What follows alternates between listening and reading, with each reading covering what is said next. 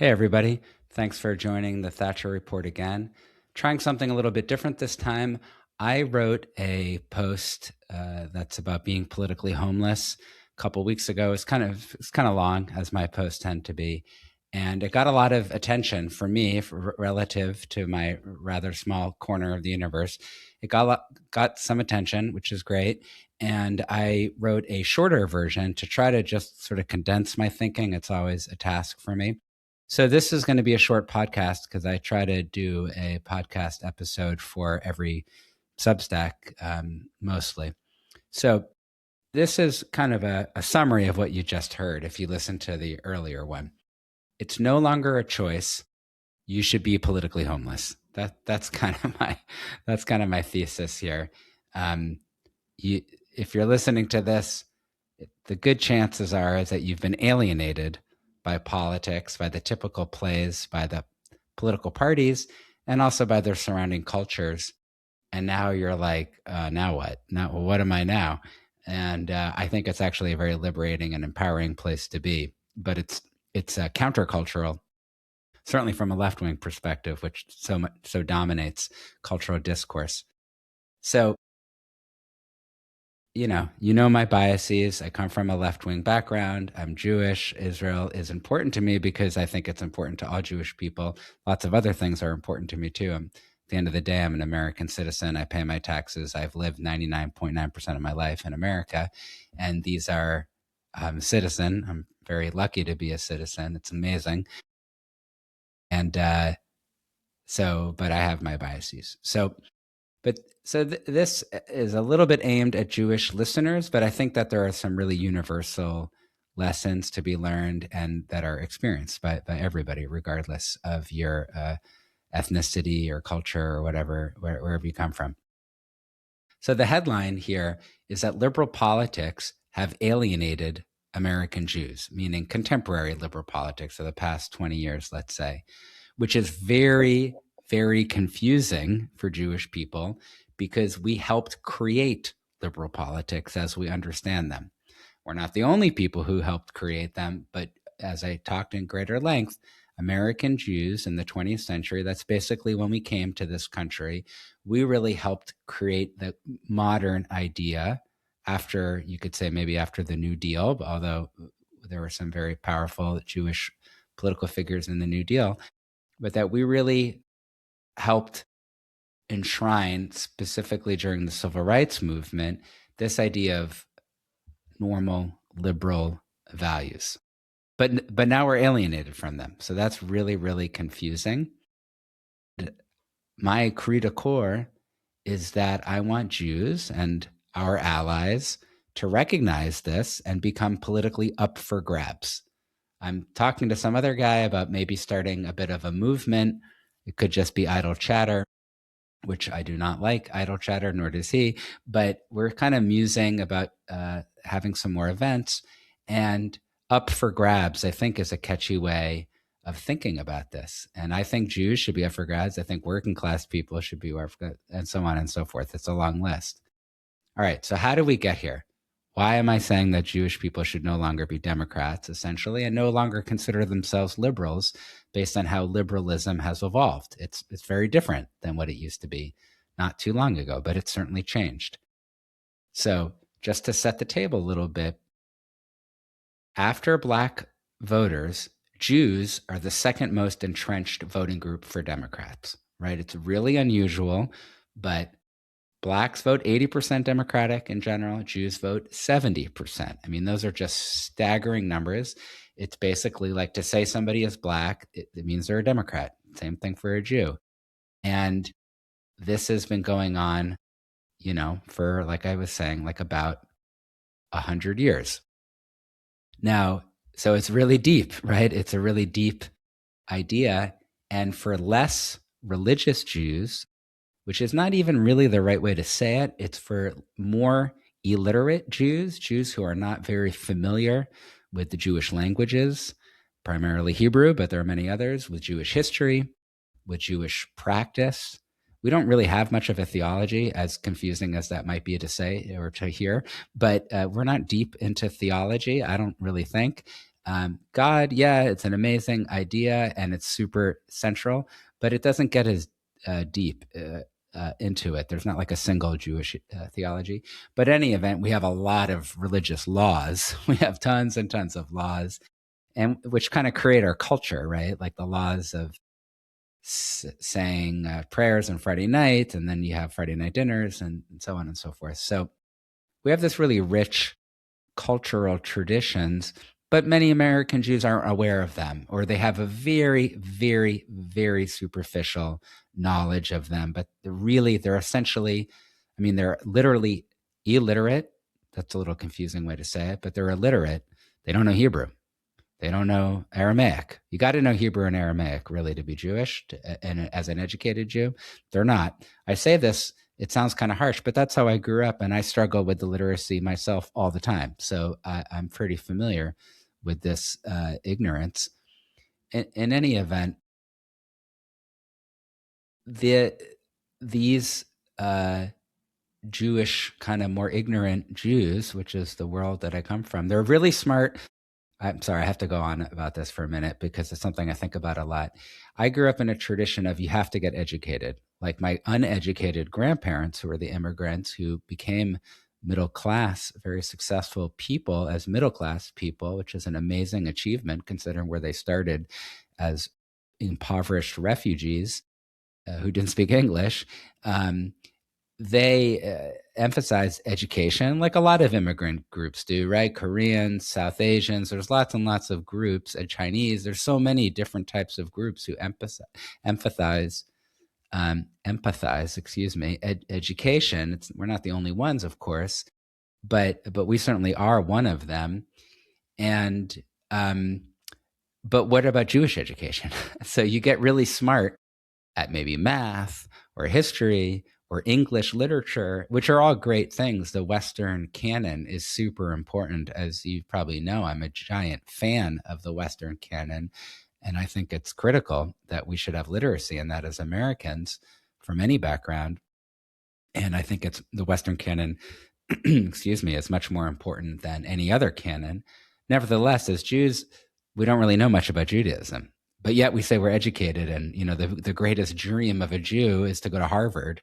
I would say Stanford is better, but I'm biased. But, you know, it's like a cliche of our love of education. But yet, for some reason, Jewish education never ranks among the more kind of liberal left wing majority of American Jews, which is something that I find really puzzling and kind of sad.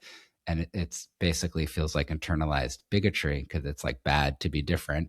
And we internalize that and then focus on Black people and Palestinians and put all of our otherness onto them. That's kind of how the left tends to work for like the far left. For far left Jews, they're kind of displace their own otherness onto other people. And it's not very smart move, not very self-aware. I don't think Malcolm X would approve.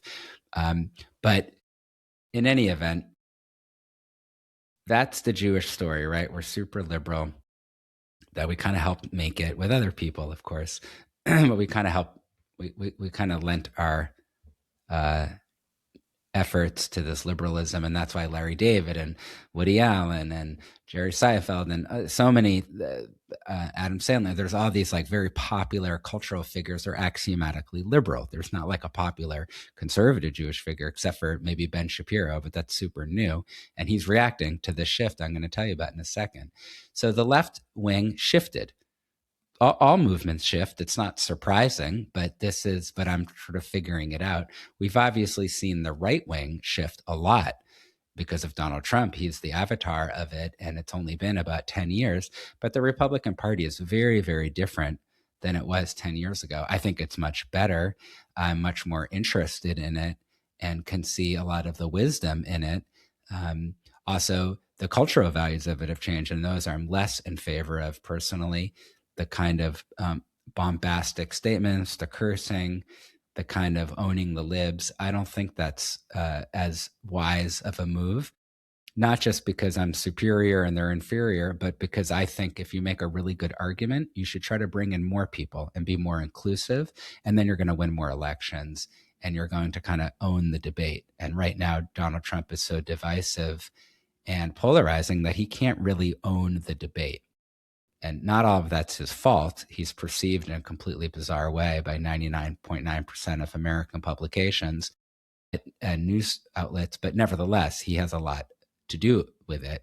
And some of his acolytes in the White House and in podcasts and so forth. And I don't think that's a great way to win followers. I think you could do a better job.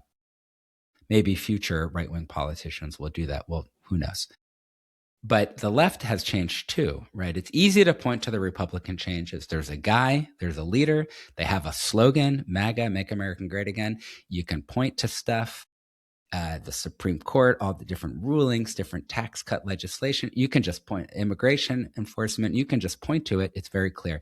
It's very confusing on the left because it's diffuse. There is no leader. They don't seem to have any type of clear policies outside of what the progressives talk about. And then either liberals now kind of agree with the progressives, or they say, well, they're not like so into so far left, but then they don't really articulate an alternative. So it's sort of either like hardcore progressivism or watered down progressivism. But it's still progressivism is what my observation is. I think Bernie Sanders, Zohran Mamdani, AOC, some of those people, I think that they're in charge of the ideology of the left wing, and then people just dilute it as much as they like, like some kind of powerful, intoxicating liquor or something, but it's still the flavor of that liquor.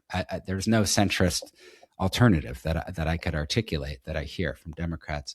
So it's a little bit confusing to track the changes in the Democrats and the liberals. And I use those terms interchangeably, but Democrats are not just Democrats. It's also mainstream media, Hollywood, museums, and other kind of higher culture institutions, and all of academia, including K through 12 education. I mean, it's just a giant, giant swath of our country on so many different levels of interaction with very large institutions, right? Education, it's just so massive. The teachers unions are just absolutely massive, but they're all kind of saying the same thing, this kind of progressive ideologies that have changed, and they don't seem to have an alternative. I know I'm repeating myself, but I'm always looking for the alternative. So I'm always like, okay, if you're saying that there's a far left and a center left, what's the difference?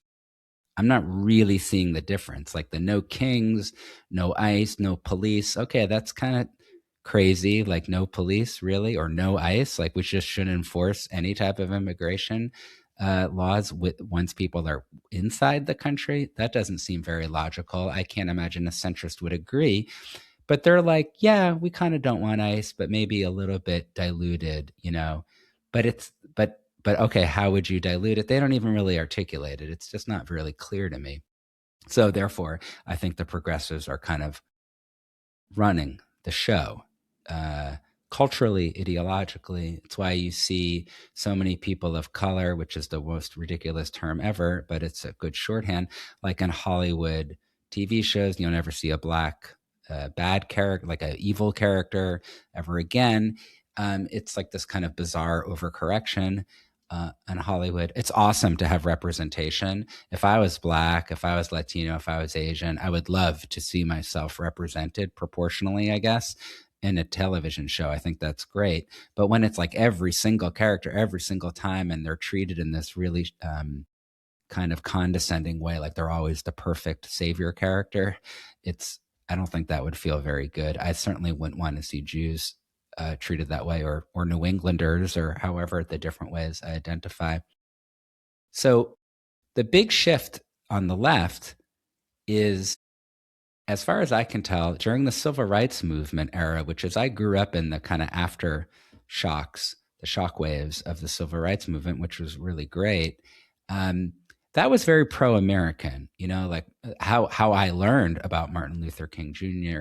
and even Stokely Carmichael and all these different thinkers and activists was that they were like building America. They were expanding the franchise. America was not really a democracy until the Voting Rights Act in 64, 65, meaning a large chunk of our adult population couldn't vote.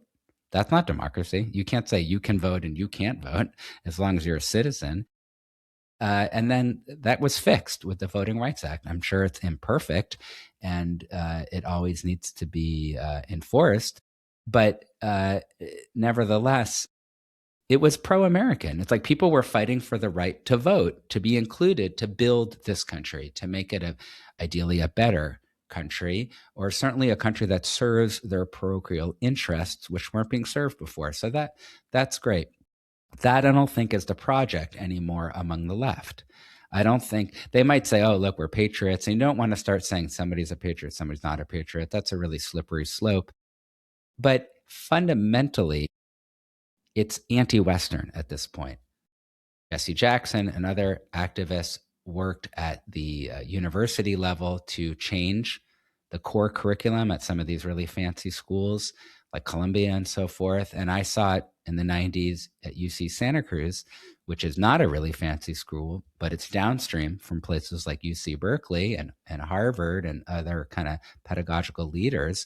And it was all like Latina artists and Native American novelists. And it sounds nice, like we live in a diverse country, right? It's not just a country of white men.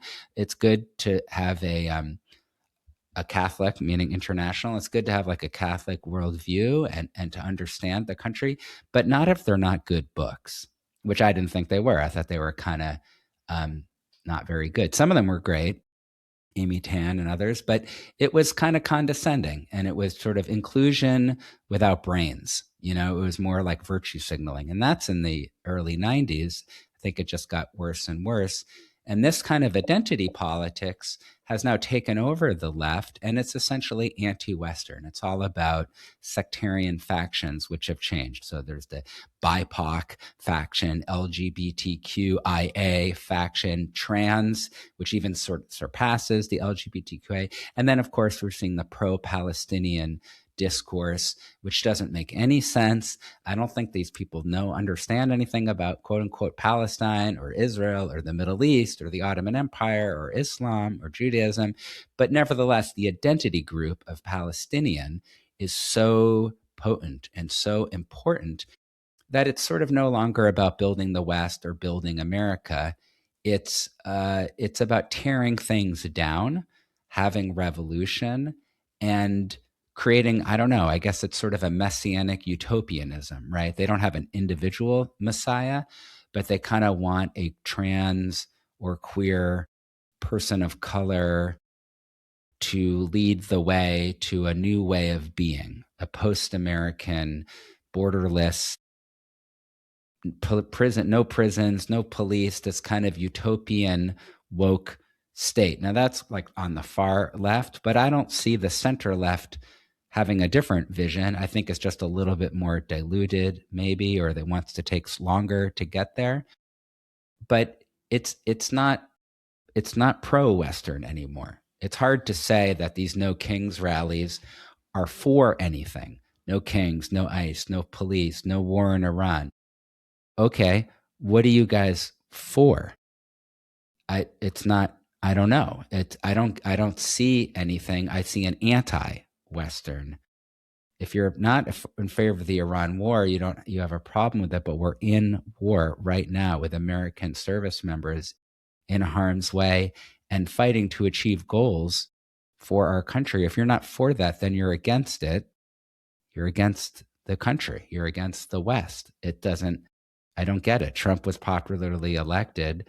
This is what elections have consequences. If you think that you have a better idea, put up a candidate that can articulate a vision and see if he or she wins. It's as simple as that. So, and what I'm noticing among the anti-Western ideology that's taken over the left wing and the Democrats and the New York Times and so forth, and it's sort of, anti-Western sounds kind of harsh, but I think that's what it is. It could be non-Western. They're not all, bloodthirsty, but I am seeing a rise in violence. And our good friends and myself included were really worried. January 6th was violent. It was horrible. It's a real stain on our country. It's a stain on the Republican Party. It's certainly a stain on Donald Trump and the MAGA movement that took over the Republican Party. But I'm seeing a lot of violence from the left all the time. And as the left has dovetailed with Islam, we're seeing a complete abandonment of like 1960s civil disobedience that was so beautifully articulated in the civil rights movement. And there are still some aging Black activists. I just listened to a podcast talking about the power of nonviolence related to Mahatma Gandhi's resistance to the British Empire. Really, really beautiful stuff. That's gone, baby. That's out. That's out. That's exit stage left. That's not happening anymore.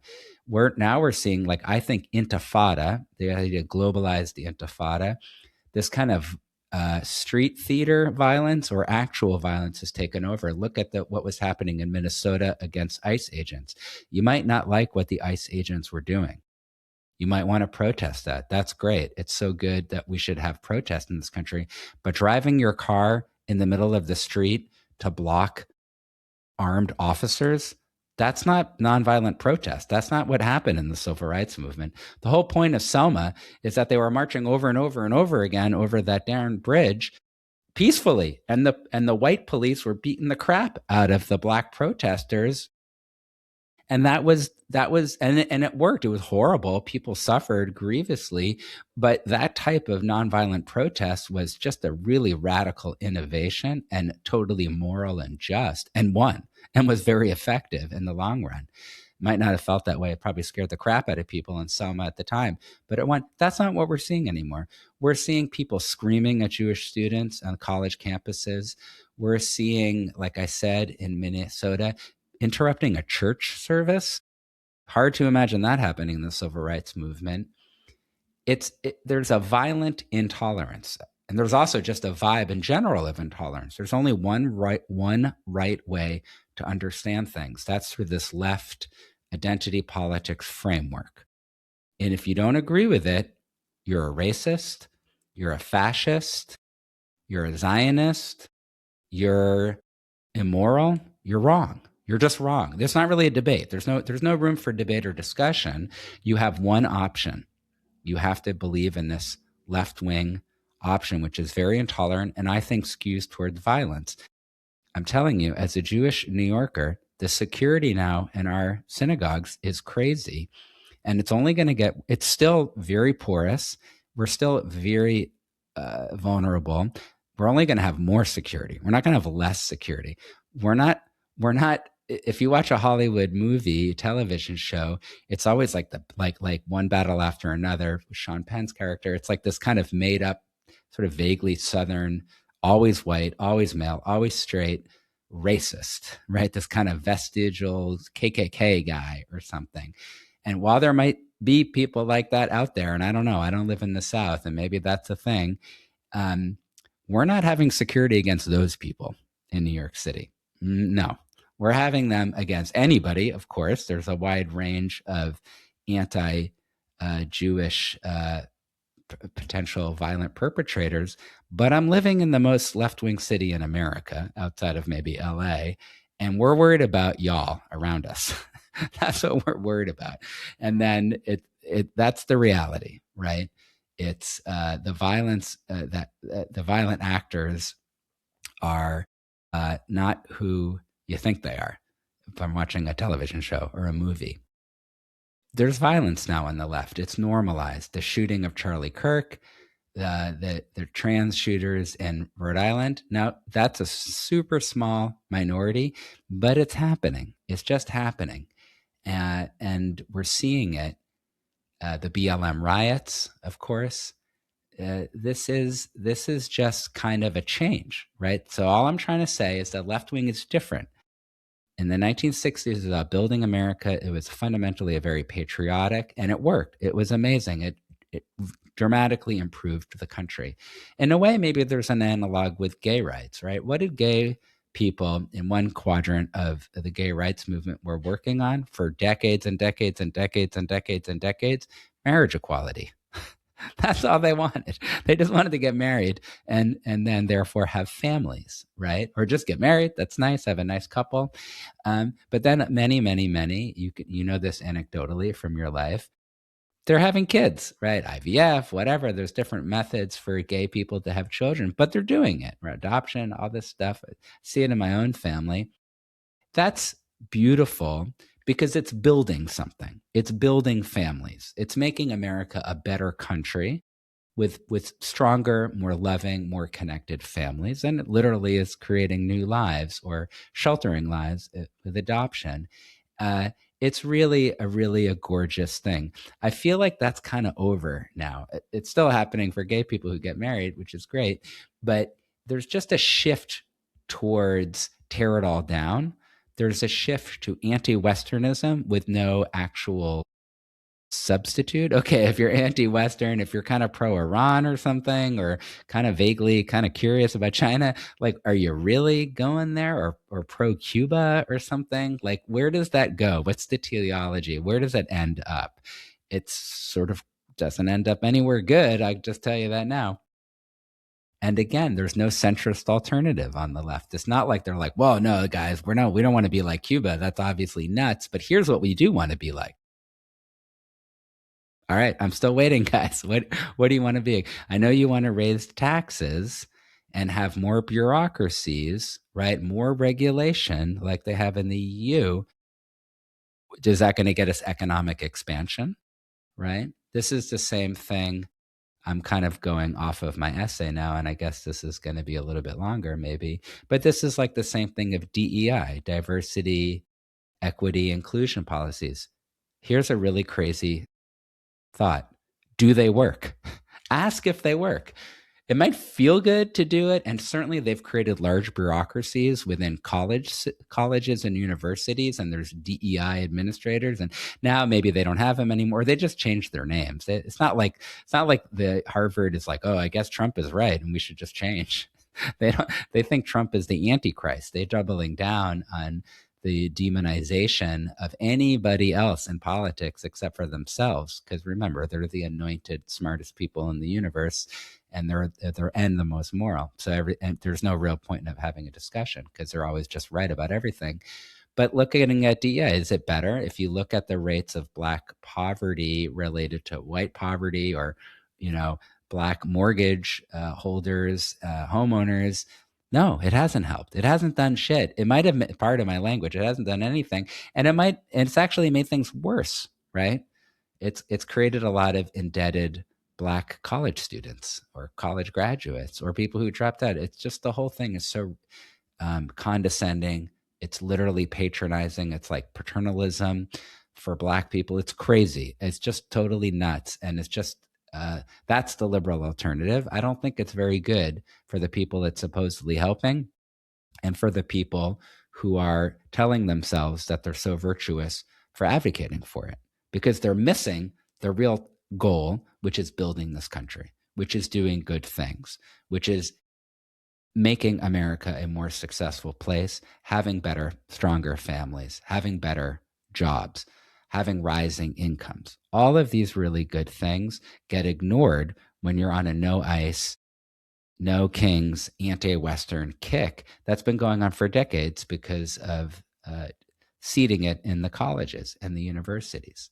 So being liberal has changed, right? It's an angry version of civil rights movement activism. It's not really related to the civil rights movement anymore, but it kind of comes from there. It's warped it. And since we're not actually arguing about the civil rights movement anymore, which I know some people on the left say, oh, yes, we are, but I don't think we are anymore. I don't think anybody is saying we should go back to segregation or that we should deny people the right to vote because they're a woman or Black. I just don't see that as a political discussion anymore.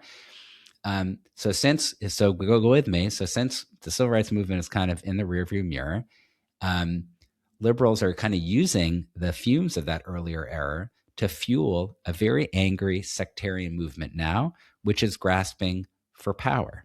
And that's pushed Jews out of the coalition because we don't fit their power dynamics and we don't fit their vision. I think their vision is very hard to identify. I don't know what they really want. Do they want reshoring of manufacturing? They don't really talk about like actual policies. But the vibes are they want promotion of BIPOCs, Black, Indigenous, people of color, everybody but white people.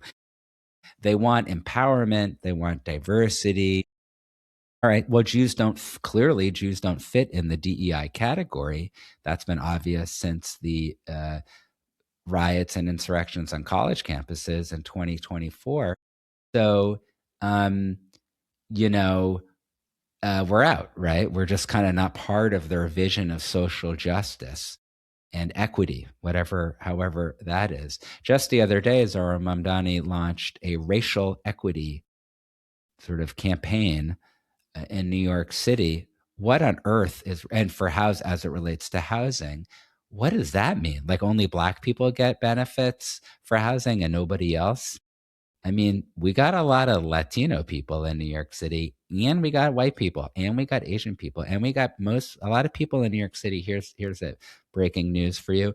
Do not care about race. They're just people like everybody all over the world, just trying to like have a nice day, work hard, maybe have a little entertainment, God willing, have children, take care of their kids, take care of their parents, their aging parents, whatever, wherever you are in the life cycle. Like you're not thinking color, color, color, color, color, color, color 400,000 times a day. But Zohra Mamdani is. And it's just sort of this like weird sectarian power grab. So, okay, so some people, I pay taxes. I'm a white guy. I'm considered a white guy. I pay taxes. My neighbors are Black. They pay taxes. So who gets the benefits based on skin color? And then who gets to decide that? Okay, so if it's Black people today, could it be white people tomorrow? Should I get prioritized? Like it doesn't hold up under any scrutiny. But that's kind of what's happening right now on the left. And that pushes Jews out of the picture. We're just out. We're just not part of what success looks like for the left anymore. The ideal Jew on the left is an anti-Zionist, whatever that is. As a Jew, I don't know how you square that hole. And we just talk about kind of cute little cultural stuff, like what foods we eat or something. I don't know. It's kind of neutered, and we're not the ones deciding what our identity is. Some other guy is deciding. I don't think that's how liberation and freedom are supposed to work in this country when I take a glance at the Constitution. So it's this giant shift has happened. The Republicans have shifted, the liberals have shifted, and Jews are now ejected from the liberal side of it. We haven't historically been on the Republican side of it.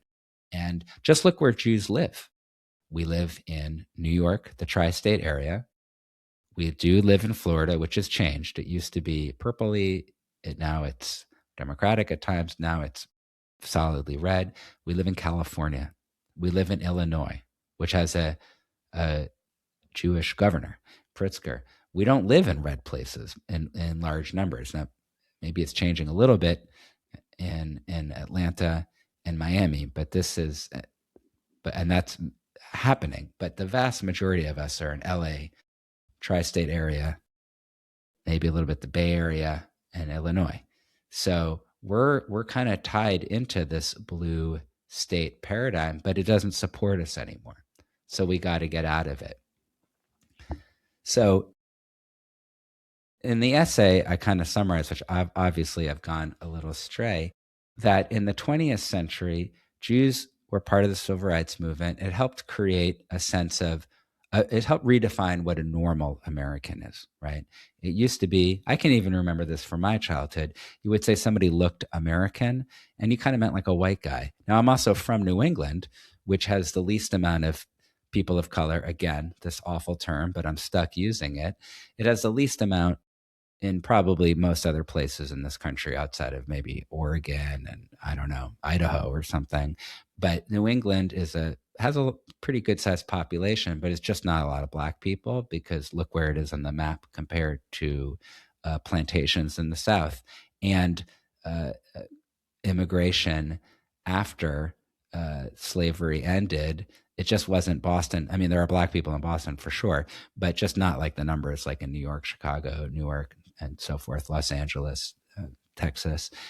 In any event, so maybe my idea of what a regular American was in my childhood was also a little bit skewed by my region.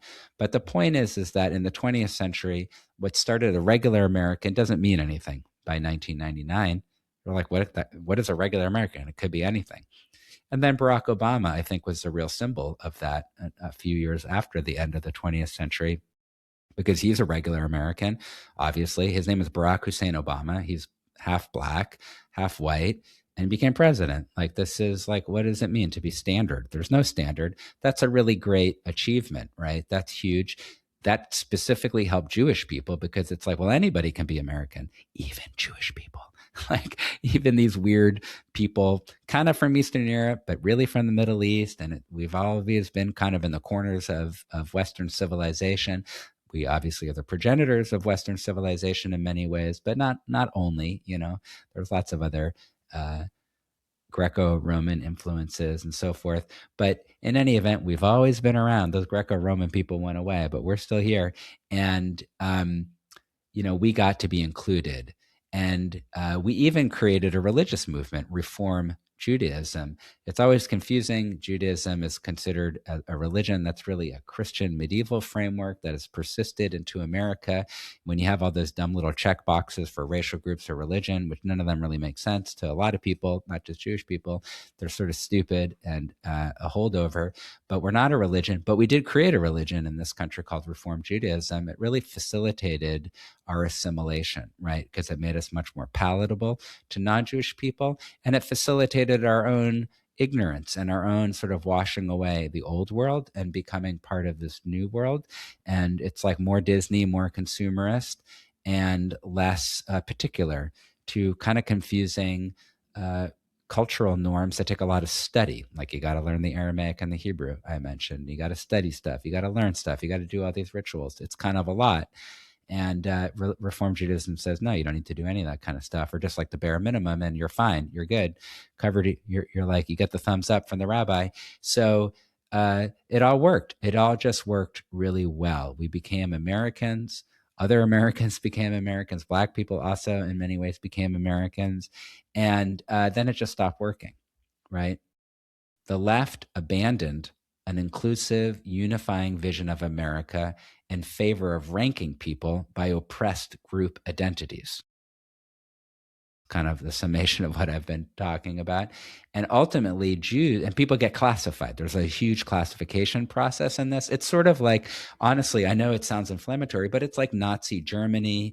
It's like the phrenology in America, where they would like say that you could study somebody's skull and tell if they were going to be a criminal or not, and all this proof that Negroids and Black people and Negroes were inferior based on physical characteristics. I mean, it's complete and utter hogwash. But that type of thinking has now morphed bizarrely to the American left in the 21st century, where they have oppressed groups. Okay, by what definition? I don't really know, but they have figured it out. And it's amazing. And there's this whole taxonomy of who's more oppressed and who's less, and who's causing the oppression. It's this very strange binary. Newsflash, everybody is an oppressor and everybody is oppressed, 100% of people. That's the shortcut to get through all that. But it kind of depends on the context. But in any event, Jews ultimately got reclassified as white people, and white people are settler colonial supremacists, right? This is kind of the holdovers from the Black Lives Matter movement, but Black Lives, which had many, many good points to it, and I was very in support of it at the time, but it kind of betrays some of this thinking where it's like Black people are kind of better, right? They're kind of more virtuous than white people, right? White people are kind of suspicious. They're kind of like, or just whiteness. The whole idea of these colors is crazy, and I hope we get away from them one of these days. But like, whiteness is kind of bad. It's just sort of inherently icky, but Blackness is like very noble. It's sort of like how Native Americans are portrayed, just kind of like these noble people who are like in tune with nature. It's completely racist. It's completely condescending and patronizing, and completely divorced from reality. But that's the identity politics that the left has chosen to do, which therefore means that they're not doing the whole Martin Luther King, content of character versus color of skin. They've completely inverted that. Jews got kicked out of this. And it has these crazy distortions where now left-wing people are saying, well, your oppression, where you are in the oppressionometer, is that like like an analog dial, like on my old school 10-year-old car, has all these dials, it doesn't have digital anything. Is there like a little needle of the oppressionometer that tells you what's going on here? So funnily enough, Muslims get characterized as oppressed. It's like, okay, have you been to the Middle East? Have you paid any attention to recent history? Like, did you hear about 9/11? Okay, those are the oppressed people doing the killing, right? So that's good because it's resistance, but it's bad if it's in New York, but it's okay if it's in Tel Aviv or Paris. I don't know. I don't know how the global map works for that one. It's good if it's in Iran, or I don't know. It's very confusing because none of it makes any sense. The left has completely gone off the rails. It's anti-intellectual.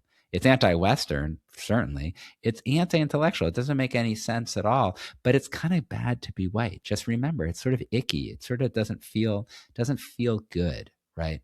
Really, what you want to be is a person of color. And it's kind of bad to be male and heterosexual. That's just kind of like weird power dynamics. It sort of has, you know, uh, whatever the hashtag. I'm forgetting all my stupid left wing hashtags now, but it's kind of, it's kind of suspicious, right? That kind of thinking is what racists talked about in 1950s against black people. But now it's liberals, left wing, kind of centrist people who just dilute the progressive hardcore values, but that's what they still saying the same thing. That's what they're saying right now. It's really crazy. So Muslims are okay, but Jews are bad. I mean, look at what happened in the Michigan attack, right? You have a guy who's essentially aligned with Hezbollah, right? A completely radical terrorist group that's just intent on death and destruction, except for Shias. Shias are okay, but everybody else has to die, and including Sunnis. It's not like they're like nice to Muslim people either. And no, they don't have like a DEI office at the Hezbollah for queer people. They kill all those people. They eat them for breakfast. And they get very hungry, so they might have them for lunch and dinner and tea time too. The left has rallied. So the Michigan attack, which could have killed like hundreds of children, it's a freaking miracle that it wasn't a bloodbath. It's absolutely a miracle. Is it a miracle that the Jewish Reform Temple hired really good security guards? Maybe. It's also really smart, and those security guards are freaking awesome, and I hope they all get medals and promotions and die rich, fat, happy people, because they're absolute heroes to me. But you have this kind of attack in Michigan, and it's like, okay, who's the oppressed group here? And then you see how the press handles it. They mostly talk about the dead guy's family in Lebanon who were killed, which is terrible, but they were Shia Hezbollah members in a war zone that they started. Not good. It's not fair to the wife and not fair to the kids, maybe. It's terrible. But it's like it just puts the left in this very weird place, very, very weird place of kind of rationalizing terrorism. It happens to be coming in the past 20, 30, 40, 50 years from Muslim nations. It used to come from other places. It's just absolutely bonkers. And obviously, October 7th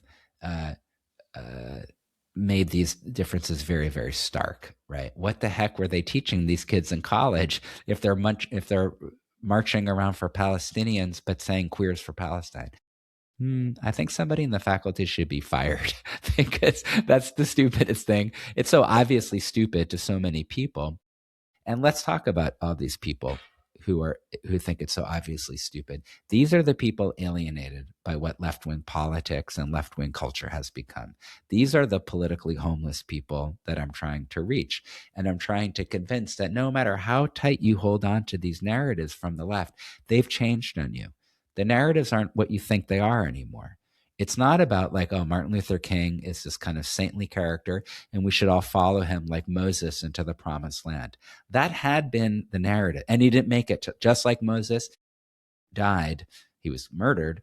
He died before we got to the Voting Rights Act and the Civil Rights Act, right? I actually need to fact check that. He might have been alive for some of the legislation, but you get where I'm going with this. He died before his efforts could be realized.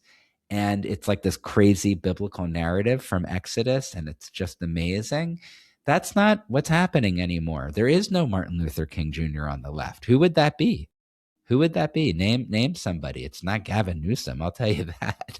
And it's not AOC and Bernie Sanders or Zohar Mamdani, using all their identity politics stuff or whatever Bernie Sanders is, kind of like a holdover arguing against the billionaires while he sits on his millions that he earned through book sales. Good for him. It's fantastic. It's good to be rich. But should we tax him now 90%? I don't know. It's kind of confusing. But is that what he wants to do? You have to get tax Bernie Sanders 90% for social programs that don't work. Okay, that'll be great. I'm sure Vermont will really like that when they put up a bunch of housing projects in Burlington that just fall apart within 2 years and enshrine everybody in poverty for multiple generations. Good job, guys. But this alienation is real.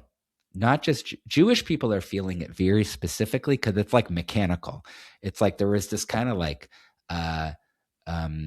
watch made up of all these gears in the 20th century.